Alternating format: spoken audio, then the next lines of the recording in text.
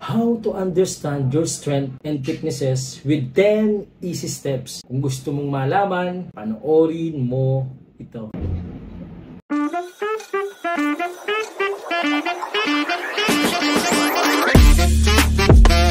Kamusta mga kaibigan? Welcome back to our channel where we empower you to become the best version of yourselves. If you're new here, don't forget to hit that like button, subscribe, and click that bell icon para lagi kang updated sa mga bagong videos natin. Today, we're diving deep into a crucial topic, understanding your strengths and weaknesses. Alam mo ba, marami sa atin ang nag-struggle sa pag-identify ng ating strengths and weaknesses. It's like trying to navigate through life without a map.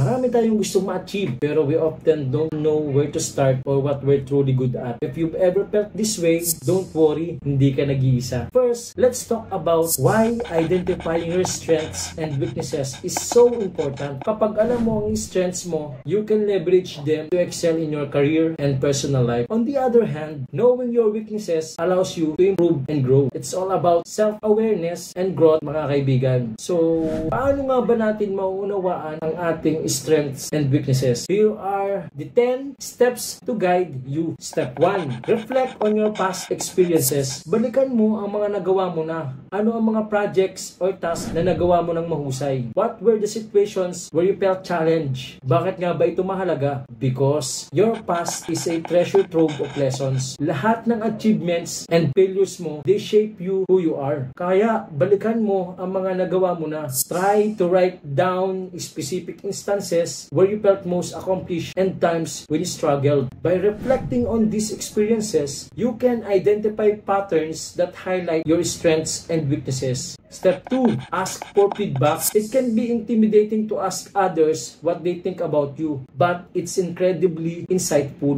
Sila ang nakakakilala sa iyo ng husto. Tanungin mo ang pamilya at kaibigan mo. Madalas, they can see things about you that you might overlook.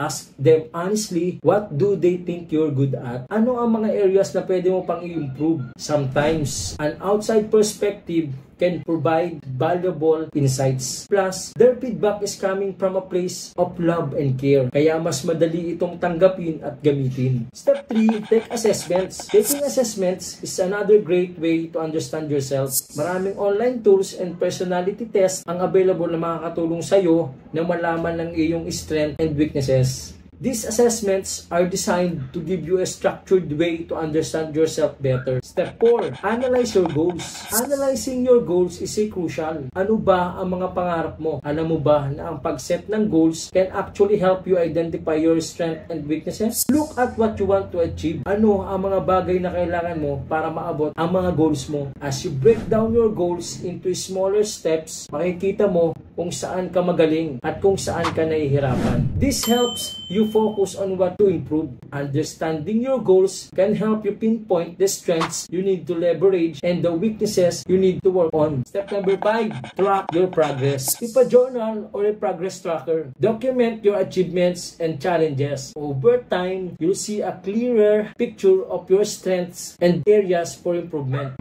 Step 6, practice self-awareness. Practicing self-awareness is about being tuned with your thoughts and feelings. Spend time with yourself. Pwedeng mag-meditate ka or simply take a walk. Reflect on your day and your interactions and be honest about your feelings and reactions. Ask yourself, how did I handle the situation? What could I have done better? This daily practice builds your understanding of yourself. Self-awareness is a powerful tool in understanding both your strengths and weaknesses. Step 7. Set reachable goals. Start with small, achievable targets. Setting reachable goals and celebrating small wins is vital. When you achieve small goals, you build confidence and momentum. Each small victory is a statement to your strength. At the same time, when you fall short, it highlights areas for improvement. So, set those small, achievable goals and celebrate each one. Each success builds confidence and highlights your strengths. Each failure is a learning experience to identify and improve on on your weaknesses. Step number 8,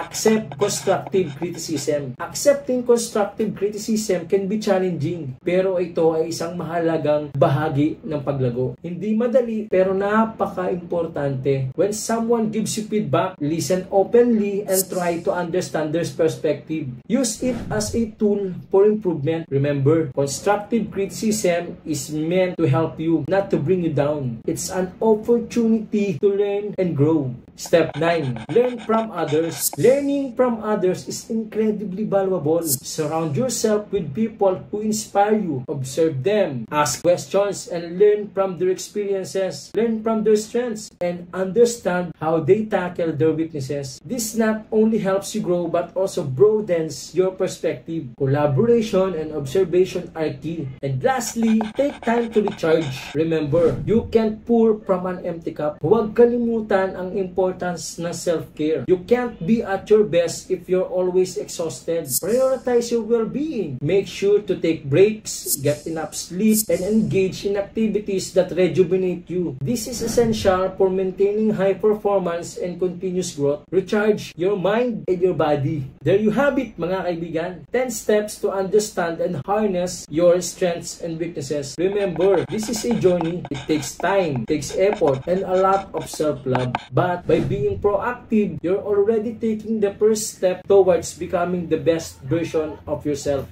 Thank you for joining me today. If you found this video helpful, please give it a thumbs up, share it with your friends, and leave a comment below. Gusto kong marinig ang inyong mga experiences. And of course, don't forget to subscribe and hit that bell icon para hindi mo mamiss ang mga susunod na videos namin. Until next time, stay positive, stay motivated, and keep growing. Salamat! Bye!